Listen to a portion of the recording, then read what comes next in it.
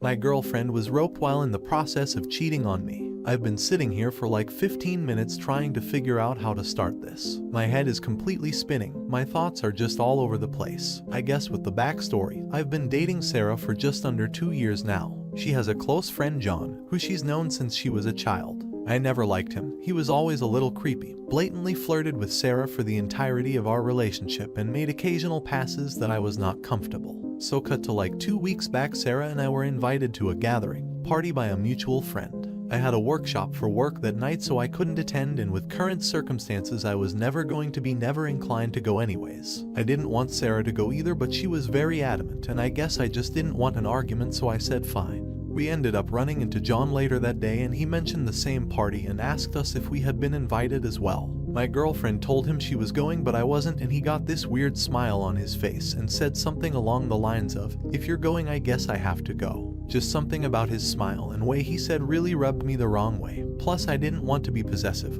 but the idea of the both of them together all night at a party did not sit with me well. After we got back to our apartment, I told her, a bit more firmly this time, that I'm not comfortable with her going to the party, especially with him there. She told me I was overreacting and shut down the conversation at that. I'm sure most of you can figure out where this is going. I went to the workshop and she went to the party. It got to be like 2 a.m. and she hadn't gotten home nor was answering my calls. Naturally, I was incredibly worried. About an hour later, one of her friends called me and told me she was found unconscious at the party and driven to the hospital. She was roped by John. After spending 2 days, including that night at the hospital, and talking with police, I took her home. She told me John drugged her and dragged her upstairs where it happened, in one of the bedrooms. She was an absolute mess. She didn't want to go outside. She wasn't eating, had terrible nightmares. I did everything I could to comfort her through this process. I was devastated for her and hated to see her like this, and I know this makes me sound like a terrible person. I don't blame her for John assaulting her, but I couldn't get the fact I tried more than once to dissuade her from going to the party, and specifically saying her being with John makes me uncomfortable out of my head.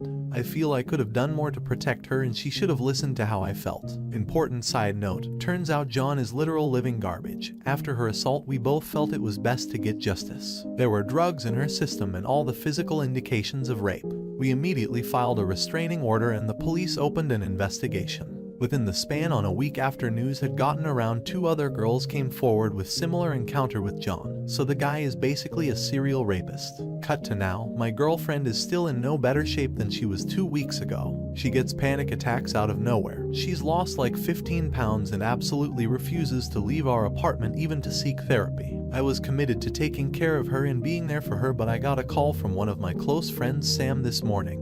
It was a long conversation, but it basically boiled down to him, as well as many others at the party that night, saw Sarah flirting with John the entire beginning of the party. According to him and people he had been talking to, she was at the very least matching, if not being the initiator in these exchanges with John. He also recounts that she wasn't blackout drunk or seemingly that out of it, and worst of all, many saw her holding John's hand, taking John upstairs. At this point, I feel like I want to vomit. He told me he wanted the situation to cool down a bit before telling me, and was going to tell me after the party what happened, but with her being taken to the hospital under the circumstances, he didn't feel it was the right time. I decided to not assume anything and asked her about the specifics about what happened that night. She tried to tell me the same thing, that she was drugged and dragged to a bedroom, but when I told her what Sam had told me, the color completely drained from her face. She started to panic, and I did my best to calm her down, but it was at least 30 minutes before she could catch her breath to speak. She was sobbing, but she was coherent enough to understand and basically confessed to cheating on me. She said she was drunk and hadn't been out for so long, she wanted some adventure. She admitted she the one that took John to the bedroom and wasn't dragged there against her will. She kept apologizing and saying it was a terrible mistake and that nothing else was a lie. He did rape her. I believe the last part. As far as I can understand now, it was when they were in the bedroom fooling around when he slipped something into here or something like that, then he forced himself on her. I don't know what to do anymore. She was roped, but to me the everything before that was her still intending to cheat and actively cheating on me. I am devastated and I don't even want to look at her right now. I left the apartment and am currently at Sam's house. I don't know anything anymore. She lost her job to COVID. I pay rent for the apartment where her name isn't on the lease, and groceries. She's become completely emotionally dependent on me the past few weeks. If I did break up with her, she would have nowhere to go, and as much as I resent her, I don't want something terrible happening to her. Please help. I need advice, don't know what to do. TLDR, my girlfriend was roped by a friend at a party I was uncomfortable with her going to. I found out she lied and omitted the fact that she was in the process of sleeping with him that night anyways. She is both financially and emotionally dependent on me and I need advice. Edit. There's been a lot of responses in a short time, so I thought it would be best to address some things here. First off, I've been made aware that 2 posts of somewhat similar situations have to posted to this sub in the past 2 weeks or so. I don't know what I could post here to prove this is true without exposing my privacy, so I'm sorry. But all I can do is give you my word. I'm just here looking for advice. I don't think this is something someone should be fantasizing for a karma farm. It's completely upended my life.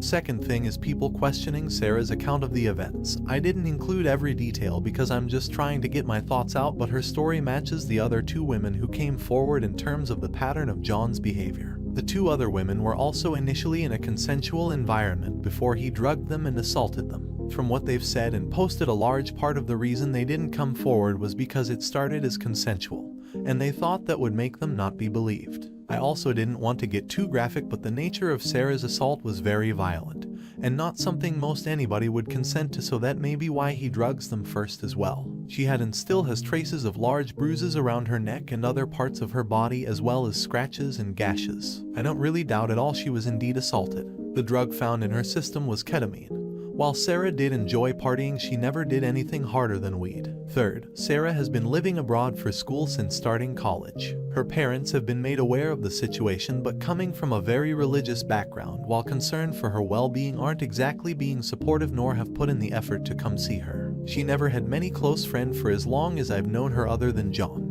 I don't know where she would go if I told her she can't stay at my apartment. Update. Hey everyone, sorry I've taken so long for this update and lack of replies on the previous post. I needed some time to sort out the situation, but I did read most as many replies as I could, and I appreciate all the advice and messages, especially from those who had been put in similar situations, as I guess I should start by clearing a few things up. First off, to everyone who thought my story had holes in it, it definitely did, and I'm sorry for that. At the time and even now, I was missing a lot of information and was filling in holes as best I could with what I had. I also didn't want the post to get too long, so I left out information that I guess would have painted a better picture of my situation. I'll try my best to include those missing details. If you're just interested in the updates, skip down a few paragraphs. So details about John. He is part of Sarah and I's social circle and lives quite close to us. Some of the behavior from John towards Sarah that made me uncomfortable throughout the course of our relationship included constantly making comments about her body, putting his arm around her every chance he could, asking her to go with him on trip to Europe last summer, just the 2 of them, poking her breasts when she's wearing tight clothing, saying things like I'm lucky I met her when I did or she would have been with him by now, etc. It's not any one thing but accumulation of everything that made me uncomfortable with her spending a lot of time with him. She never encouraged his behavior, at least when I was around, but didn't actively discourage it either, despite we openly talking to her about my boundaries. She just brushed it off as them knowing each other for so long and being comfortable with one another. A few smaller details I guess were relevant I should mention.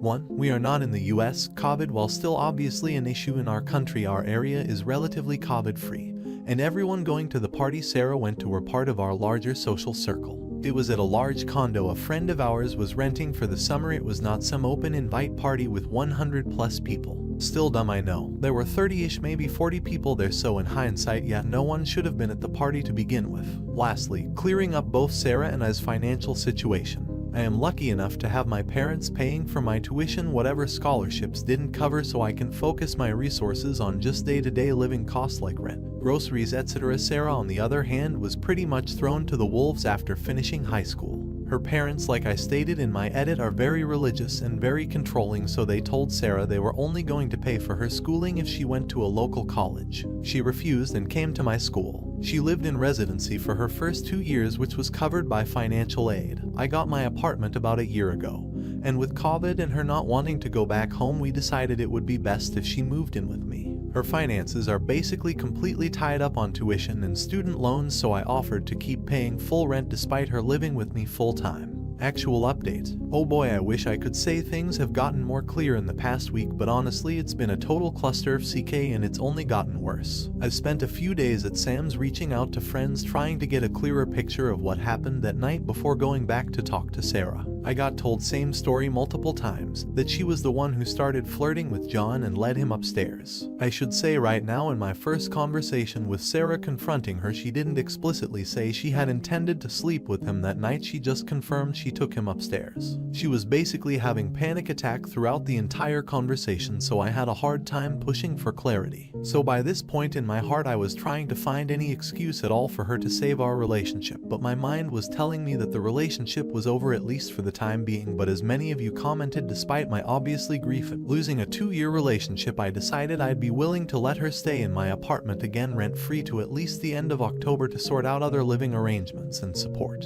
I called her about 3 days after staying at Sam's and told her I'm willing to listen to her side of the story, but I need the complete truth about everything, and she agreed, so I went back to my apartment later that evening. We sat down and I asked her about what really happened that night. She started crying right away but not panicking, and told she had to tell me something about herself. Sarah has always been into the partying scene more than me. I've never really been comfortable around drugs and that environment in general, but I went with her anyways about once a month or so. Her, on the other hand, would have girls' nights out and parties pretty much every weekend. Right at the beginning of our relationship, I told her I'm not really comfortable being with someone that isn't involved with hard drug use. My brother has a history of addiction and I've seen what it can do to somebody and the people around them. She told me that's fine since she only drinks and smokes weed occasionally. Well, it turns out for about a year now she started doing harder drugs at parties when I'm not there, and her girls' nights were often just her and some from our social circle, John included, going to a friend's apartment to do shrooms. I was shocked to say the least, and I didn't even know what to think in that moment. I just tried to ask her more about what happened on the night she was assaulted and if she was intending on cheating on me that night.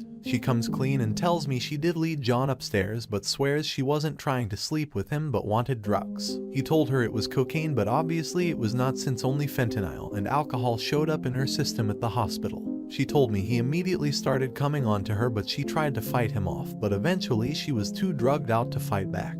After consoling her for a while, I asked her what her relationship with John was really like before and if they did anything together before what happened that night. She admitted that they made out a few times before around Christmas last year, but promised it didn't go any further than that. She was begging me to forgive her and that she needs me in her life, that she just was in a rebellious phase because of her upbringing. I didn't know what to believe anymore, and still don't, to be honest. I just was completely overwhelmed by everything, so I told her I needed to clear my head and left again. Sam was nice enough to let me stay at his place again. I talked to some of my friends she said she was doing drugs with, and they confirmed. I was pretty upset at them for hiding it from me, but they told me she basically forced them to keep it a secret from me. It feels like so much of my relationship was a lie. She wasn't the person I thought she was, and she lied constantly for who knows how long. At this point my mind is basically made up, so I call her and told her it's over, but she can stay at my apartment till the end of October, but only if she finds a therapist and gets help during that time. She basically lost it during the call, but my mind was made up, so I just said I'd be staying at Sam's for a while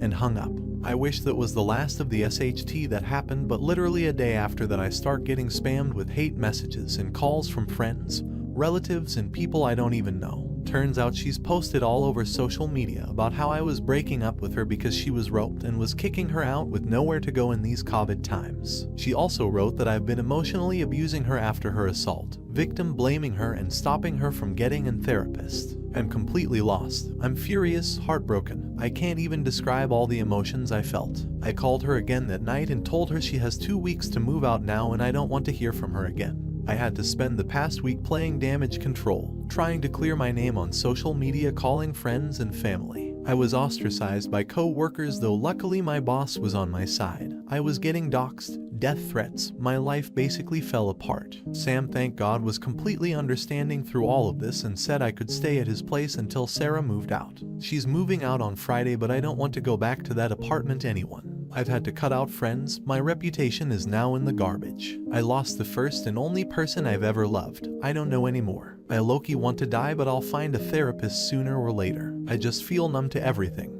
I don't even know if I'm right or wrong in this situation anymore. I hope I haven't rambled on too much. I know this post is really long, but thank you really for everyone who showed support in the last post. It meant a lot. TLDR, girlfriend lied to me about the night she was roped. Turns out she was with him that night to get drugs, had been doing hard drugs behind my back for months, cheated on me with the friend that ended up assaulting her, and then lied on social media about how I had been emotionally abusing despite my best effort to support her, causing my life to fall apart. Edit. Someone's comment made me realize she was still lying to me the second time I talked to her. She changed her story about what she was drugged with and I didn't even realize. I was not told by the hospital what she had in her system, and I'm not very knowledgeable on drugs in general. All that information I had came from Sarah. I don't even know if she was drugged against her will at all at this point. God, I'm doubting everything now. This is not the person I thought she was. I don't even care. She's out of my life now.